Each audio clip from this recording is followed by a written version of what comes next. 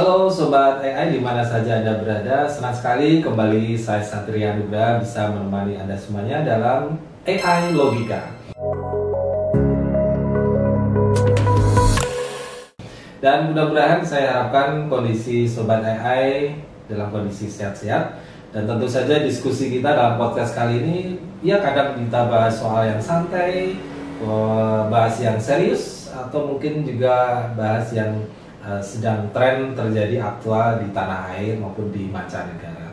Yang jelas obrolan kita tentu akan ada menambah wawasan, wacana baru Sobat AI, bagaimana teknologi artificial intelligence atau AI membidik atau memberikan ulasan, wacana, gagasan, dan juga logikanya tentang topik-topik yang kita bahas.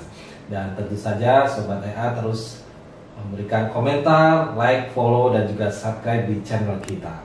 Dan kali ini kita akan bahas satu tema yang sebenarnya cukup lama atau sudah lama ya berjalan beberapa waktu lalu, kemudian sempat muncul dan akhir-akhir ini menghangat begitu ya. Itu sudah kita lihat sudah ada di berbagai media sosial, kemudian ada di surat kabar, di televisi, di media online, dan lain sebagainya, yaitu tentang polemik atau kontroversi ijazah mantan presiden kita Bapak Joko Widodo atau Jokowi.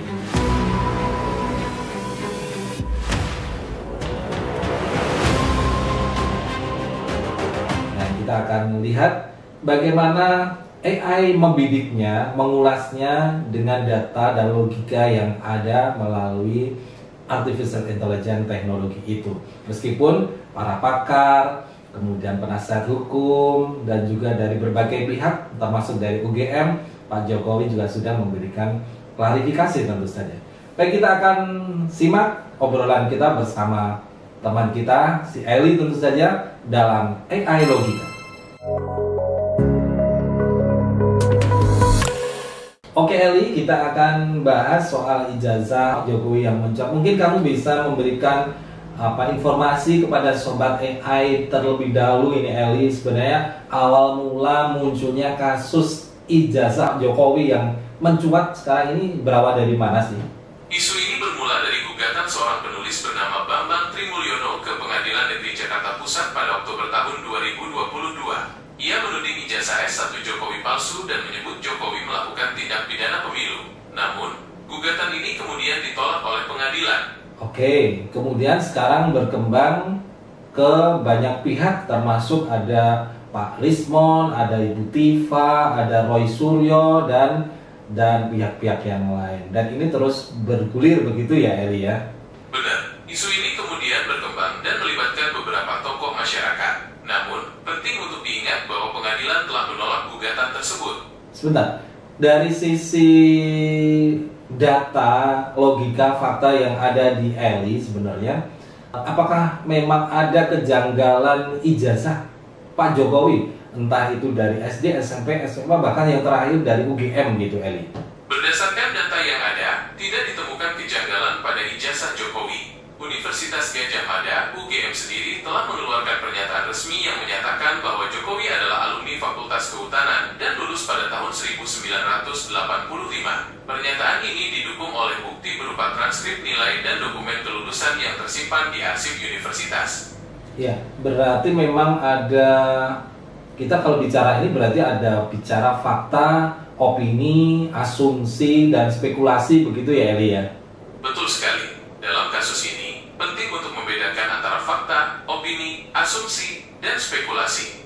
Nah Eli, kenapa kasus ini kemudian terus saja berjalan, bahkan ketika Pak Jokowi sudah tidak menjabat sebagai presiden, ini juga masih berlanjut saja? Kasus ini terus bergulir karena beberapa faktor. Pertama, masih ada pihak-pihak yang meragukan keaslian ijazah Jokowi dan terus menyuarakan keraguan mereka. Kedua, isu ini seringkali dipolitisasi dan digunakan sebagai alat untuk menyerang Jokowi. Ketiga, media sosial dan internet memungkinkan informasi, baik fakta maupun hoaks, menyebar dengan cepat dan luas, sehingga sulit untuk mengendalikan narasi yang berkembang. Kira-kira ada dampak negatif atau dampak apa yang ditimbulkan dengan kasus ini sebenarnya Eli? Karena terus bergulir dan mungkin apa dampaknya terhadap institusi pendidikan khususnya dan juga negara? Dampak dari kasus ini cukup luas. Pertama, kredibilitas institusi pendidikan, khususnya UGM, sempat dipertanyakan oleh sebagian masyarakat. Kedua, kasus ini memicu perdebatan dan polarisasi di masyarakat, terutama di media sosial. Ketiga, kasus ini berpotensi mengganggu stabilitas politik dan sosial, terutama jika terus dipolitisasi. Oke. Kemudian kalau Eli melihat peran sosial media begitu dalam kasus ini, apakah lebih banyak memberikan semacam klarifikasi atau justru memperkeruh suasana sebenarnya? Sayangnya, dalam kasus ini, media sosial cenderung memperkeruh suasana. Informasi yang beredar seringkali tidak diverifikasi kebenarannya, sehingga hoaks dan disinformasi mudah menyebar luas. Hal ini menyebabkan kebingungan dan perpecahan di masyarakat.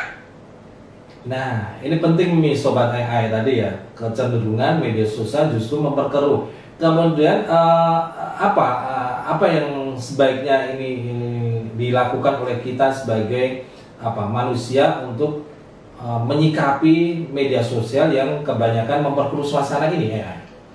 Sebagai pengguna media sosial yang bijak, kita perlu melakukan beberapa hal.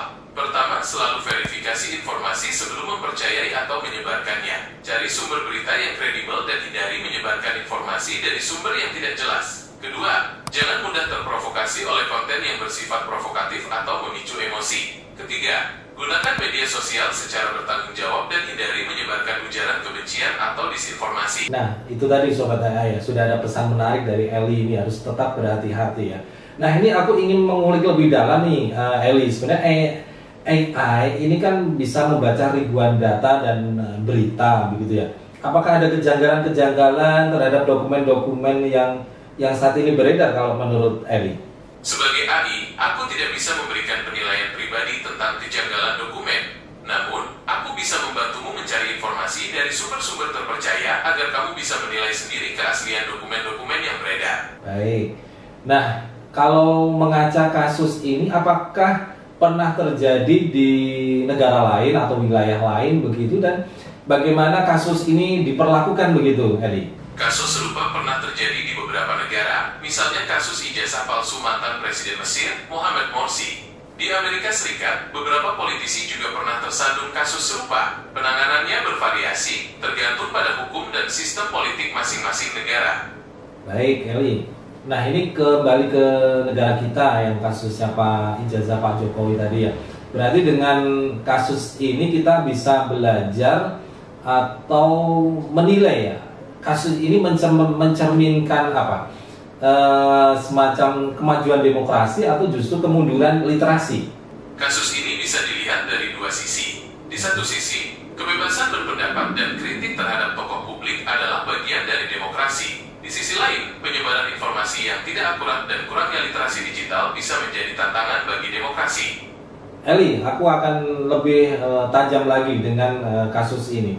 Jadi kira-kira mana yang lebih bahaya menurut Eli ini, ijazah palsu atau mungkin hoax yang dipaksakan menjadi fakta? Keduanya sama berbahaya. Ijazah palsu merusak integritas sistem pendidikan dan merugikan orang-orang yang jujur. Hoax yang dipaksakan menjadi fakta merusak kepercayaan publik terhadap informasi yang benar dan bisa memicu konflik sosial. Baik, menarik sekali Eli. Singkat, padat, tapi juga lugas ya. Mungkin sebagai penutup nih, Eli, mungkin bisa kasih tips ringan kepada masyarakat menyikapi beredarnya kasus-kasus macam ini. Bagaimana masyarakat harus bersikap adil atau bijak dengan fakta dan juga harus hati-hati dengan hoax tadi. Silakan, Eli. Tentu, pertama, selalu cek fakta dari sumber yang terpercaya sebelum mempercayai atau menyebarkan informasi. Kedua, jangan mudah terprovokasi oleh berita yang sensasional atau memicu emosi. Ketiga, gunakan media sosial secara bijak dan bertanggung jawab. Ingat, saring sebelum sharing. Baik, terima kasih Eli.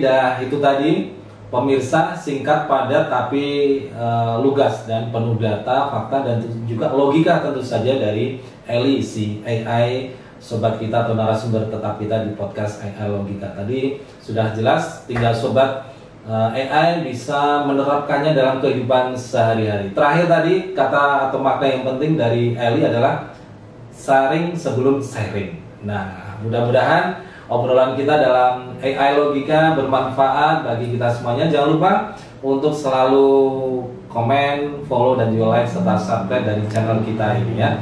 Dan jangan lupa kita akan bertemu lagi dalam podcast AI Logika di lain kesempatan dengan tema yang menarik tentu saja. Kita jumpa lagi di lain kesempatan dan bye-bye.